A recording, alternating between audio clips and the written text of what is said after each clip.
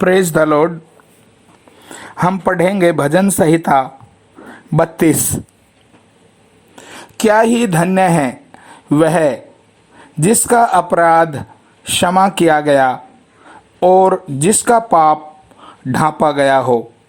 क्या ही धन्य है वह मनुष्य जिसके अधर्म का यहोवा लेखा ना ले और जिसकी आत्मा में कपट ना हो।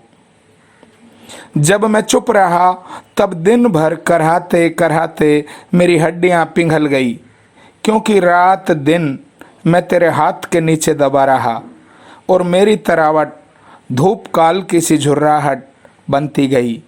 जब मैंने अपना पाप तुझ पर प्रगट किया और अपना अधर्म ना छुपाया और कहा, मैं यहोवा परमेश्वर के सामने अपने अपराधों को मान लूँगा, तब तूने मेरे अधर्म और पाप को क्षमा कर दिया। इस कारण हर एक भक्त तुझसे ऐसे समय में प्रार्थना करे जब कि तू मिल सकता है।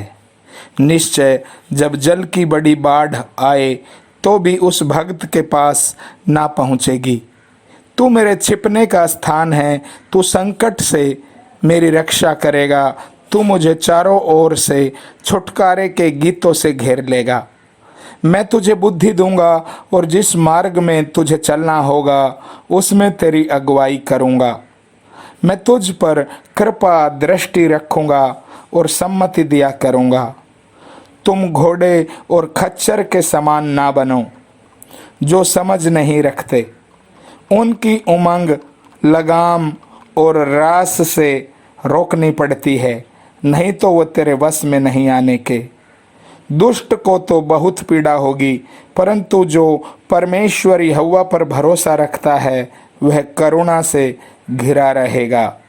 हे धर्मियों, यहोवा के कारण आनंदित और मगन हो, और हे सब सीधे मन वालों, आनंद से जय जयकार करो। धन्यवाद प्रभु यीशु का, परमेश्वर पिता का धन्यवाद हो। इसमें दाऊद का ये भजन है और क्षमा प्राप्ति की आशीष का वर्णन है। इसमें एक व्यक्ति जो अपराध करके अपने पापों को छिपा के जब बैठा था, तो वो जब तक परमेश्वर के सामने उसने अपना अधर्म नहीं मान लिया और जब तक उसने अपने अपराधों की क्षमा प्राप्ति नहीं पाई, तब तक वो झुंझलाहट और पूरी रीति से एक दबाव में जीवन जी रहा था।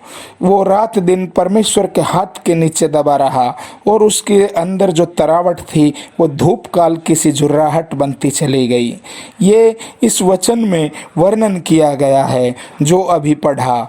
जब उसने अपना पाप प्रगट कर दिया और अपना अधर्म ना छुपाया, तो यहोवा के सामने उसने अपने अपराधों को जब मान लिया, यहोवा ने उसका अधर्म, उसका पाप क्षमा कर दिया। एक समय होता है अपनी लाइफ में जब परमेश्वर निकट होता है।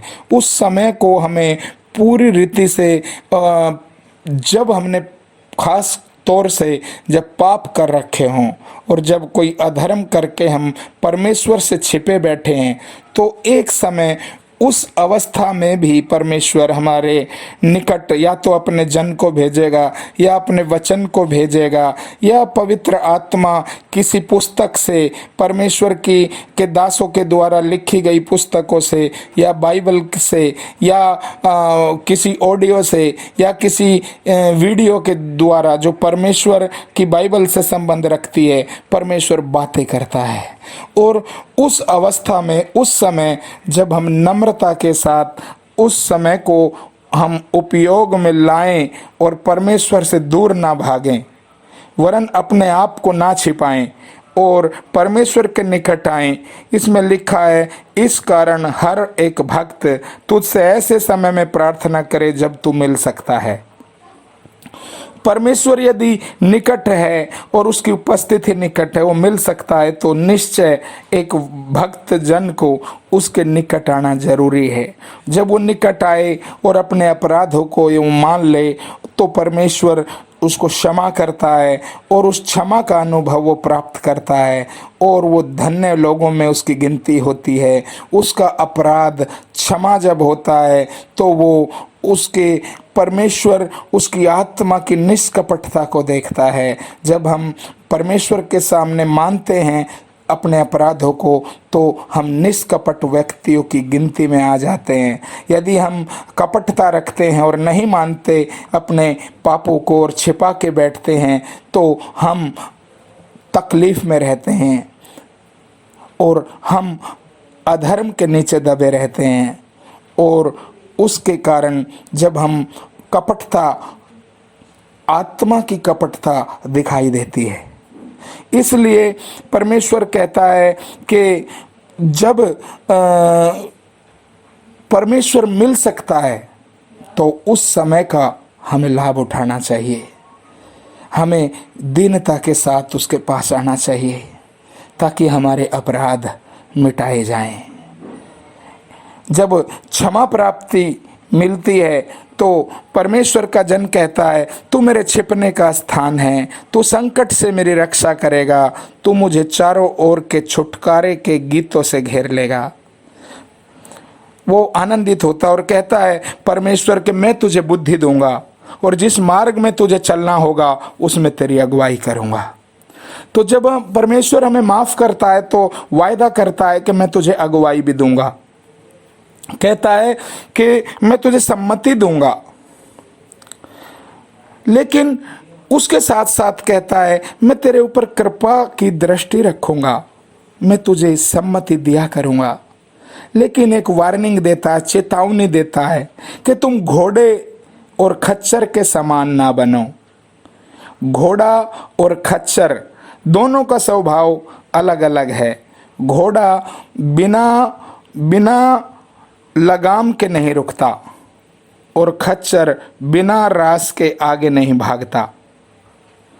तुम घोड़े और खच्चर के समान ना बनो, वो समझ नहीं रखते, उनकी उमंग लगाम और रास से रोकनी पड़ती है, नहीं तो वो तेरे वश में नहीं रहने के।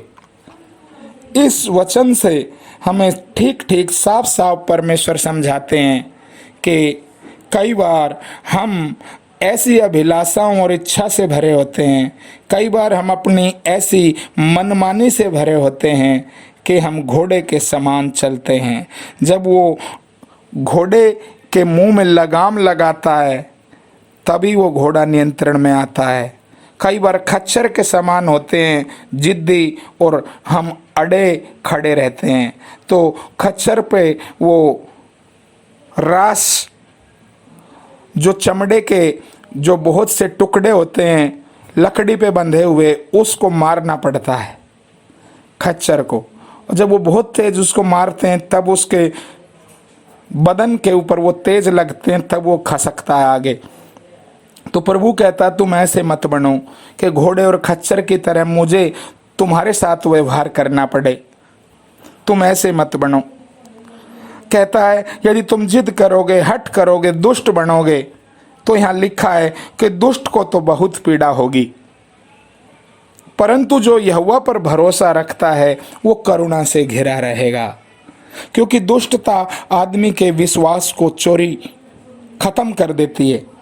दुष्टता जो है खत्म कर देती है विश्वास को, और दुष्ट को पीड़ा होती है, परंतु जो परमेश्वर पर भरोसा रखता है वो करुणा से घिरा रहेगा। इसलिए लिखा है, हे धर्मियों, यहोवा परमेश्वर के कारण आनंदित रहो और मगन हो, और हे सब सीधे मन वालों, आनंद से जय जय जय जय जयकार करो। आनंद से जय जयकार करो। सीधे मन वालों, हमें परमेश्वर के साथ सीधे मन का व्यक्ति बनना है। मन का सीधा मतलब जो जीवन में हो रहा है वो परमेश्वर के सामने खोल देना, बता देना, कुछ छिपाना नहीं। कपटता के साथ परमेश्वर के साथ ना चलें, कपटता ना रखें, परमेश्वर के साथ सीधाई का जीवन। जैसे राजा दाऊद ने कहा कि हे परमेश्वर, मेरी चिंताओं को परख ले, देख ले, मुझ में देख कोई बुरी चाल है कि नहीं। अनंत के मार्ग में मेरी अगुवाई कर। दाऊद ने एक जगह भजन संहिता में ये वचन कहा। दाऊद ने एक जगह कहा, हे यहोवा मुझे ढिठाई के पापों से बचा के रख, तब मैं बड़े अपराधों से बचा रहूंगा। तो परमेश्वर का जो वचन है वो प्रभाव रहित नहीं होता।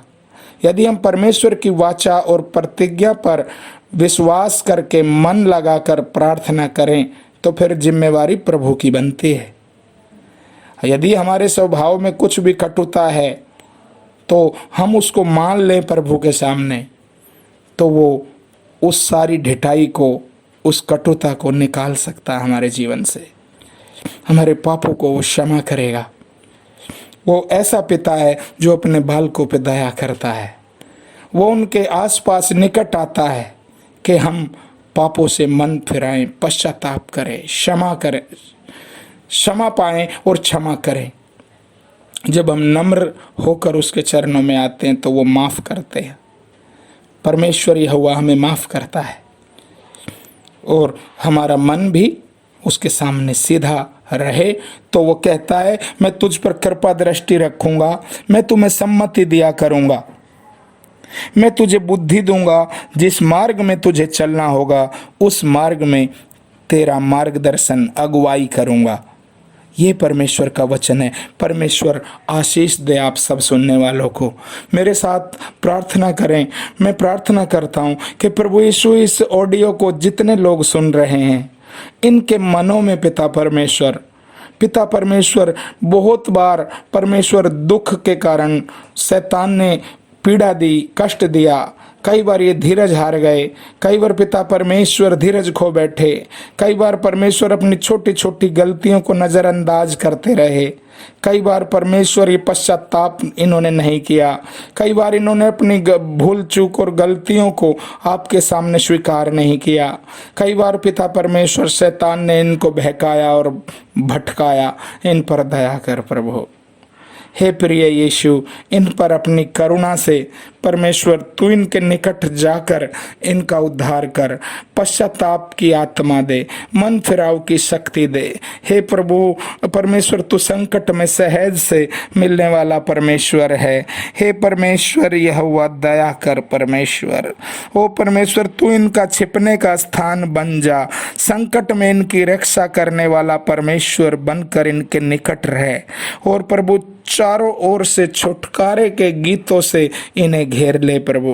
हे परमेश्वर घोड़े और खच्चर जैसे स्वभाव को दूर कर पिता।